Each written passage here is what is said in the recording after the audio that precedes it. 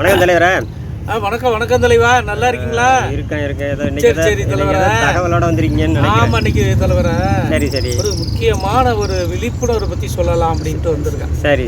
அதாவது இந்த இரத்த தானம் அப்படிங்கிறத மக்களுக்கு ரொம்ப பேருக்கு தெரியலை. இந்த இரத்த தானங்கிறது நிறைய பேர் ஆக்சிடெண்ட் ஆகுறாங்க. இந்த ஆக்சிடெண்ட் ஆகுறதுக்கு ரத்தம் இல்லாமல் அந்த ரத்தம் கொண்டுகிட்டு போய் போடுறதுக்குள்ளே செத்து போயிடுறாங்க. அப்புறம் அந்த பெண்கள்லாம் அனிமிக்காக இருக்கிறதுனால இந்த பிரசவ டைமிங்கில் அவங்களுக்கு சரியான ரத்தம் இல்லாமல் அவங்க இறந்து போயிடுறாங்க. நம்ம நாட்டில் லட்சக்கணக்கான பேர் இந்த ரத்தம் இல்லாமல் இறந்து போகிறாங்க. இந்த ரத்தங்கிறதுங்க தலைவரை, அது இயற்கையாக ஒன்றும் நம்ம உருவாக்க முடியாது. அது நம்ம மனித உடம்புல தான் உருவாக்கி கொண்டு வர முடியும்.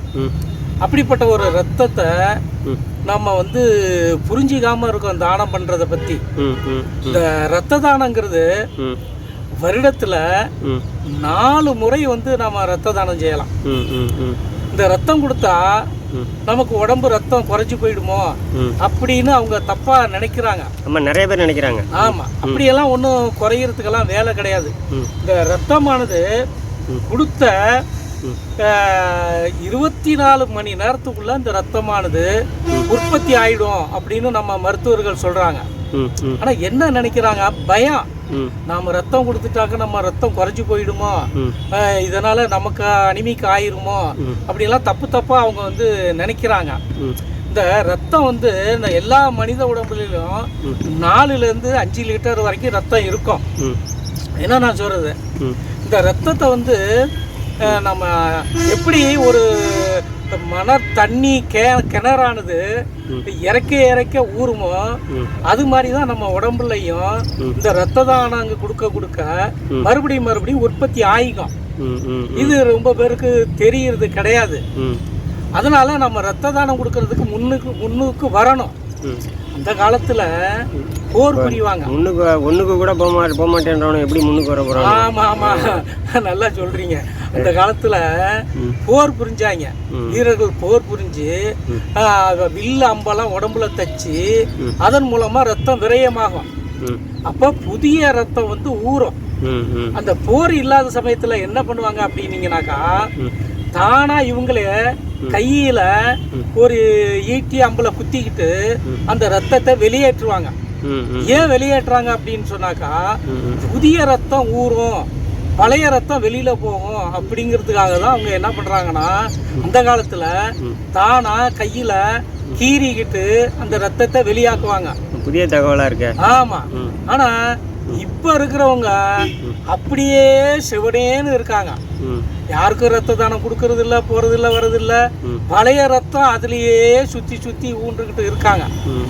அதனால நம்ம ரத்தம் யாருக்கானு கொடுத்து உதவி செய்யணும். அந்த ரத்தம் கொடுக்கறதுனால பல உயிர்கள் காப்பாற்றப்படுது. தானத்தில் சிறந்தது ரத்த தானம்.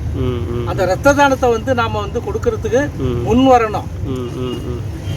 சரி தலைவர், அருமையான ஒரு தகவலை சொல்லி கொஞ்சம் பேசுவோம் போங்க. இந்த ரத்த தானத்தை அருகில் உள்ள மருத்துவமனைக்கு சென்று நாம ரத்தம் கொடுக்கறதுக்கு போகலாம். நம்ம போன உடனே நம்ம ரத்தத்தை டெஸ்ட் பண்ணிட்டு நமக்கு எடுப்பாங்க. ஒருத்தர்கிட்ட 350 மில்லி லிட்டர் ரத்தமானது எடுக்கிறாங்க. நம்மள்கிட்ட ஒருத்தர் எடுக்கிற 350 மில்லி லிட்டரானது 4 நோயாளிகளுக்கு பிரிச்சு அவங்க உயிரை காப்பாத்துறாங்க. யூனிட்டா பிரிக்கிறாங்க. அது பிரிச்சு 350 மில்லி லிட்டர் எடுக்கிற நம்ம ரத்தத்தை 4 பேர்களுக்கு செலுத்தி 4 உயிர்களை காப்பாத்துறாங்க.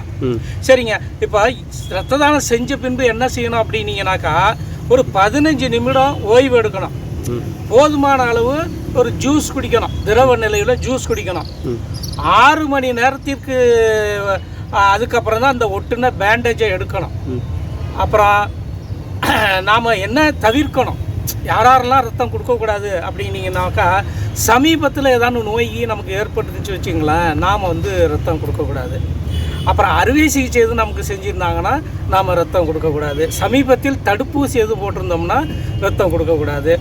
அப்புறம் அந்த கருச்சிதைவு பெண்கள் கருச்சிதைவு ஏற்பட்டிருந்தாலோ, கர்ப்பமாக இருந்தாலோ, தாய்ப்பால் கொடுத்துக்கிட்டு இருந்தாலும் ரத்தம் கொடுக்கக்கூடாது. பலருடன் பாலியல் தொடர்பு இருக்கிறவங்க ரத்தம் கொடுக்கக்கூடாது, போதை ஊசி பழக்கம் இருக்கிறவங்க ரத்தம் கொடுக்கக்கூடாது, அப்புறம் ஹெச்ஐவி பால்வினை தொற்று நோய் மஞ்சள் காமாலை இருக்கிறவங்க ரத்தம் கொடுக்கக்கூடாது, இதய புற்றுநோய் புற்றுநோய் சிறுநீரக கல்லீரல் பிரச்சனை உள்ளவங்க ரத்தம் கொடுக்கக்கூடாதுங்க. இந்த ரத்தம் கொடுக்கறதுல ஆணும் கொடுக்கலாம் பெண்ணும் கொடுக்கலாம், அதுக்கு எந்த பாகுபாடும் கிடையாது. இந்த ரத்தம் கொடுக்கறதுனால பல உயிர்கள் காப்பாற்றப்படுது. நான் என்ன சொல்கிறேன்னாக்கா, நம்மளுடைய ரத்தம் பிரத்தியாருக்கு உயிர் காக்கப்படுது அப்படிங்கிறப்போ அந்த ரத்தத்தை நாம் கொடுக்க முன் வரணும் அப்படிங்கிற ஒரு ஆரிய கருத்தை நீங்கள் இன்னைக்கு சொல்லுங்க. ஆமாம் தலைவர, லட்சக்கணக்கான பேர்கள் ரத்தம் இல்லாமல் இறந்து போகிறாங்க. அப்போ அந்த ரத்தமானது நம்ம 24 மணி நேரத்துக்குள்ளே ஊறும் அப்படிங்கிறதுனால பயப்படாமல் எல்லாரும் ரத்தம் கொடுக்க முன் வருவோம். புதிய ரத்தமானது 24 மணி நேரத்தில் நமக்கு புதிய ரத்தம் உருவாகிடும். பழைய ரத்தம் கழிந்து புதிய ரத்தம், புதிய வித்வேகம், புதிய ரத்த ஓட்டம் வேணும்னா நாம் எல்லாரும் ரத்தத்தை கொடுக்க முன் வரணும். அதனால் எல்லாரும் ரத்தம் கொடுத்து பல உயிர்களை காக்கணும்னு இந்த வகையில் உங்கள்கிட்ட நான் கேட்டுக்கிறேன். சரி, உங்கள் சேனல் அற்புதமாக போயிட்டுருக்கு. சரிங்க தலைவரா, எல்லாம் உங்களுடைய தயவுனால தானே. இல்லை, இதை சப்ஸ்கிரைப் பண்ண சொல்லுங்கள். இதை நல்லா சப்ஸ்கிரைப் பண்ணுங்கள், லைக் பண்ணுங்கள், ஷேர் பண்ணுங்கள், எனக்கெல்லாம் ஊக்குவிங்க. நன்றி தலைவரா. நன்றி தலைவா.